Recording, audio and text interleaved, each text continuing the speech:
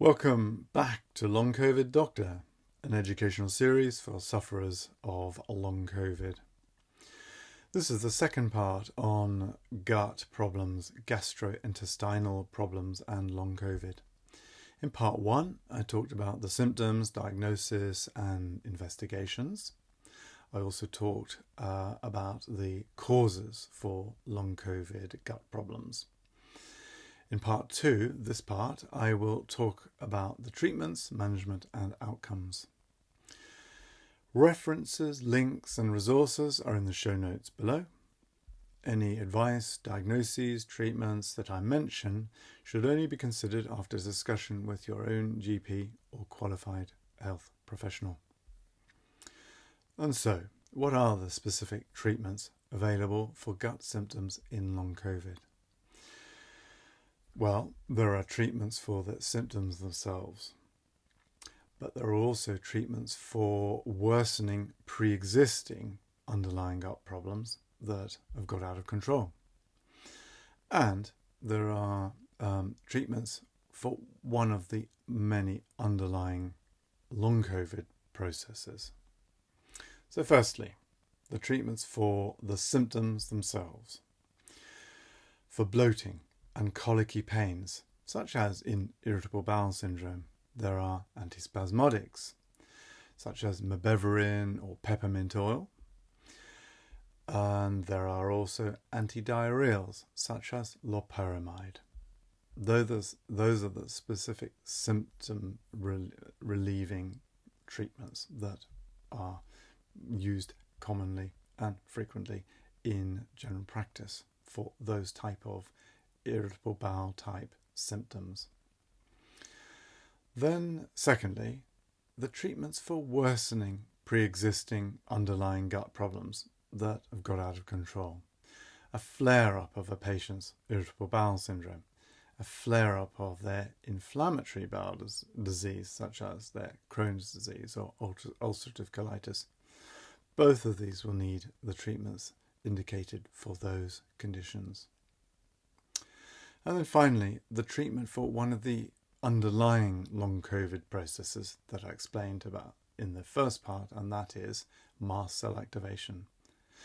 As I explained, it's part of the excessive inflammatory response.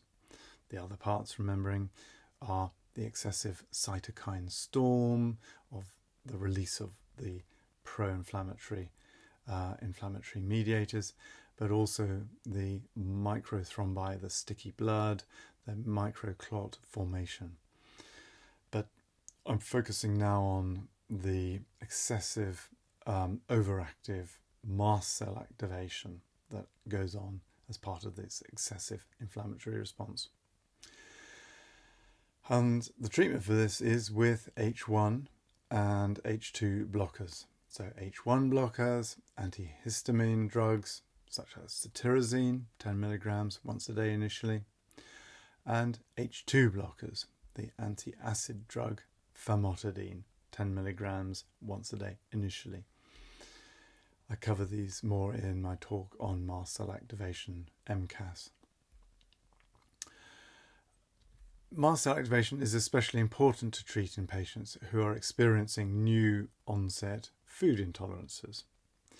This might be due to a common intolerance, such as wheat or dairy, or maybe rather a bizarre individual food material that, for example, I had a patient who said to me they cannot, for some strange reason, cannot tolerate lamb anymore. Whenever they have lamb, they have an adverse effect.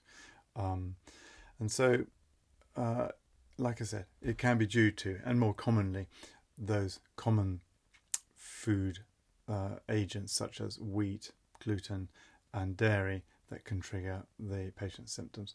But it may well be just some random standalone food material that the patient has discovered that they can't take any longer.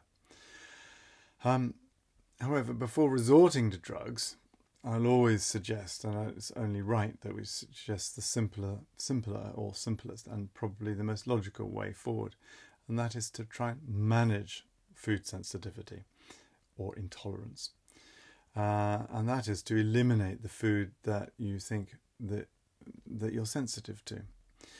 If you are not sure which one this is, my usual advice in general practice was to always exclude wheat products initially. In my experience, this is the most common cause for food intolerance, with dairy intolerance coming a close second. And so eliminate it from your diet for a few weeks and see if your symptoms improve. And if they do, you have the answer.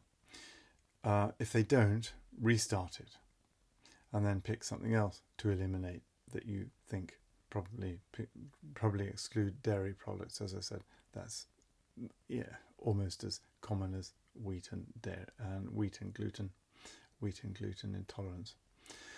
So do this systematically, and basically it's a trial and error.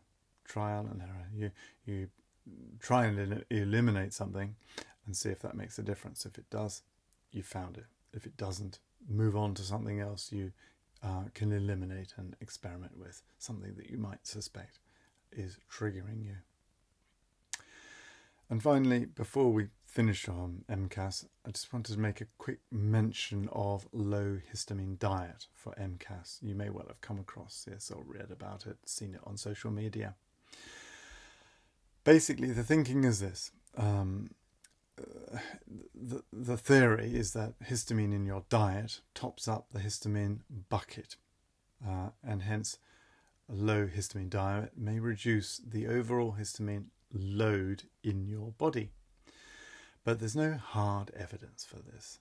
And the hard evidence that low histamine diet helps with long COVID. Histamine is in hard cheeses, smoked meats, tinned fish, oranges, bananas, spinach, tomatoes, wine and beer, peanuts, tree nuts.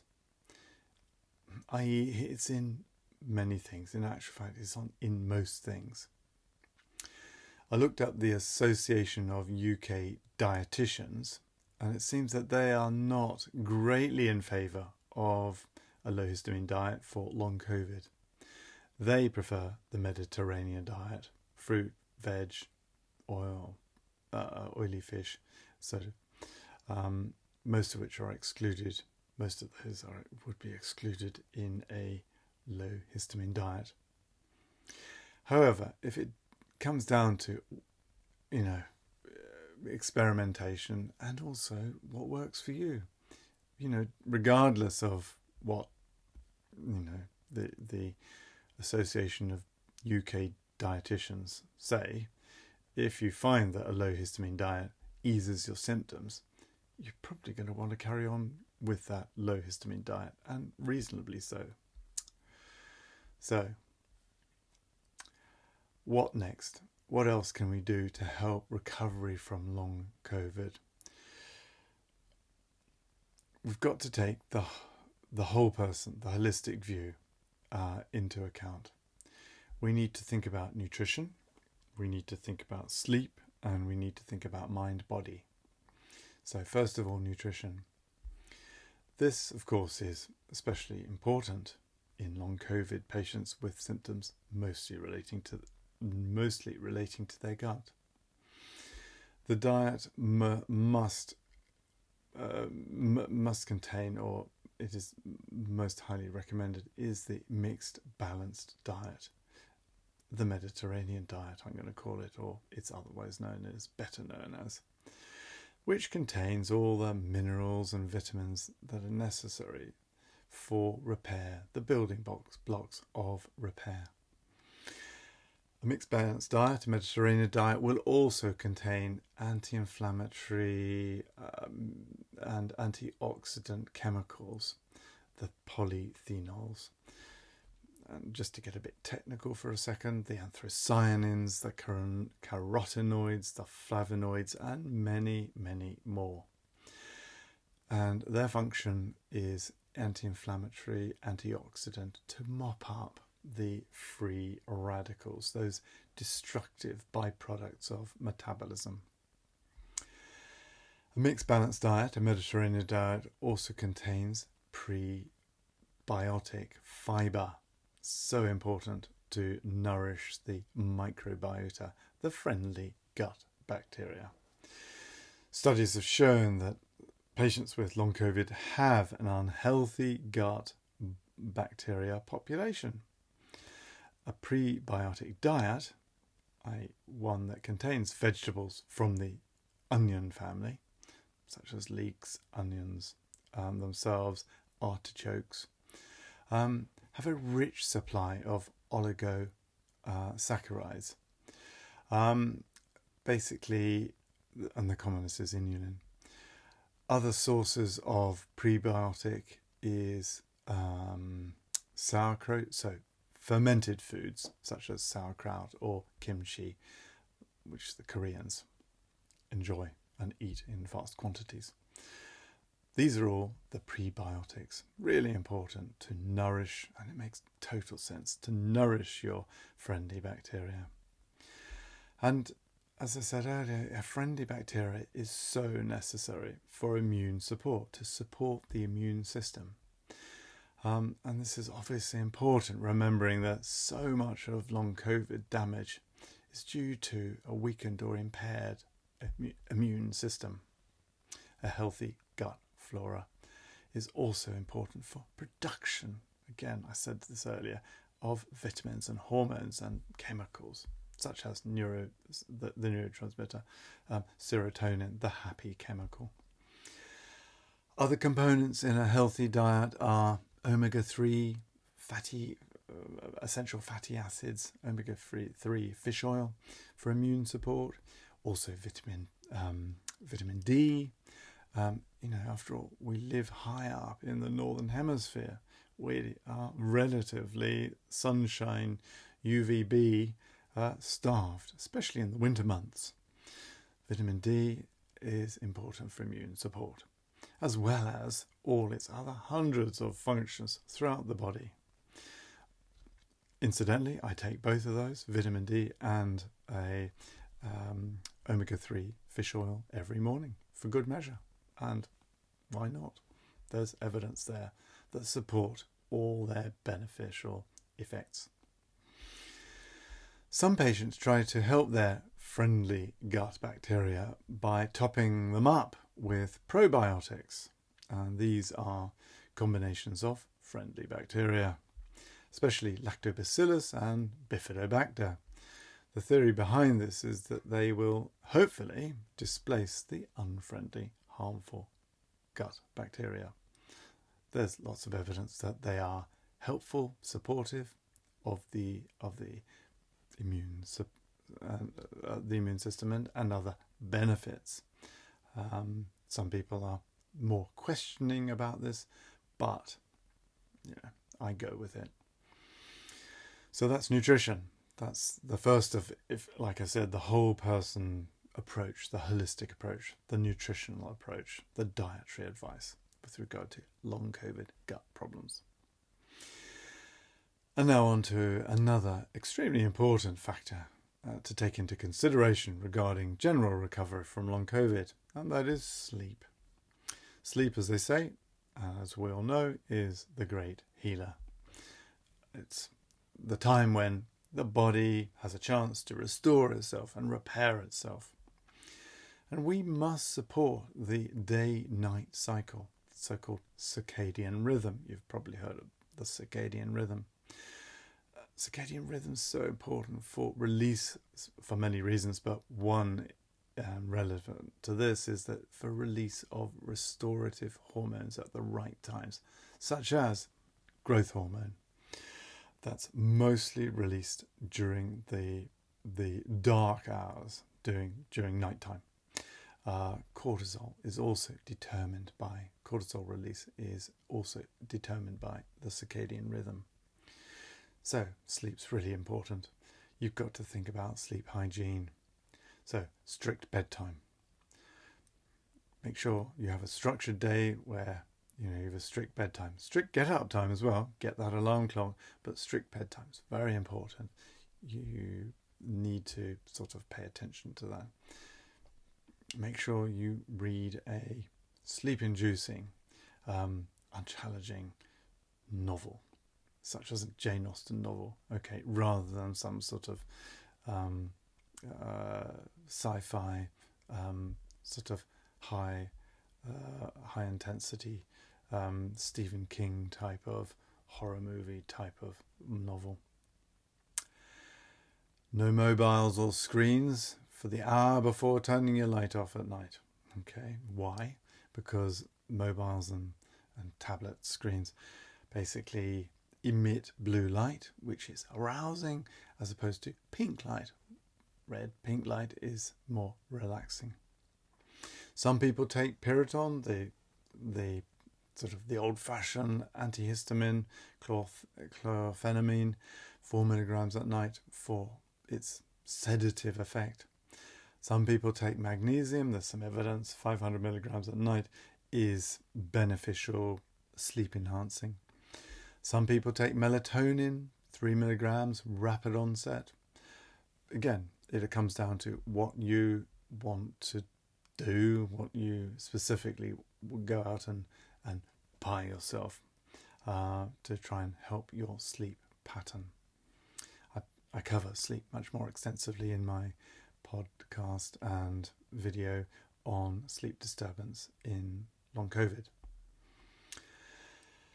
And finally, having covered food, nutrition and sleep, the other important facet of long COVID management to address is stress, worry and low mood. These all lead to fight and flight, adrenaline, the sympathetic nervous system overdrive. How do we address those? We've got to consider the mind-body strategies, techniques, such as mindfulness, meditative mindfulness. Headspace or Calm are apps that you can download onto your mobile. They're relatively cheap. They're really helpful to help with mindfulness. There are many proven studies that demonstrate their effectiveness for relieving stress, anxiety. Other ways to deal with stresses, worries and low mood are by using mind-body practices such as yoga, Tai Chi, mind and body. Proven in studies, again, yet more studies to help stress and anxiety. Also, reducing blood pressure. They incorporate focus and breath control and coordination, all really, really helpful for general body reconditioning and core strength building, particularly in the Tai Chi exercises. And finally, as part of the whole long COVID management, we must apply those fatigue management strategies that we learn about. And that is the 3 Ps. I'm sure you've come across those: plan, pace, prioritize, but especially pace. What is pacing?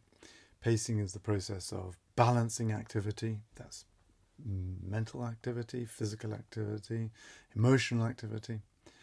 Balancing all those activities with rest. Pacing gives you an awareness of your energy limits. Knowing your limits, so important. So you can plan how much energy you burn up, you use on a task to make sure that you're using energy most efficiently and most effectively. Pacing also means no more push on through, finish the job. No, it's now time to say it's time to stop. That's enough. I need to rest. I cover this more in my talk on long COVID fatigue.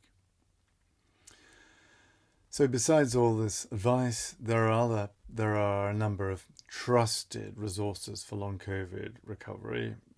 Note that there are lots of less trusted resources, let me put it like that, on the net, social media being banded around.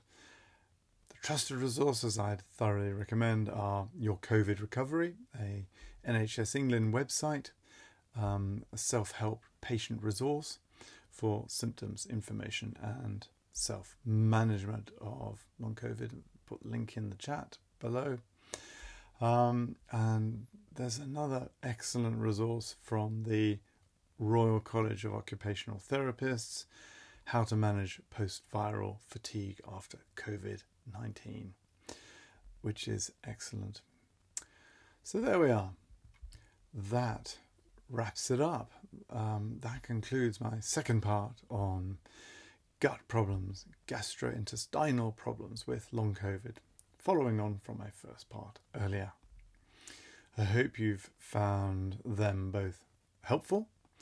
As I mentioned at the start, any advice, diagnoses, treatments that I mention should only be considered after discussion with your own GP or your qualified health professional. So, like I said, that wraps it up. In the meantime, I hope you found it's interesting. Thank you for your interest. In the meantime, meanwhile, I wish you well with your long COVID recovery. Cheerio.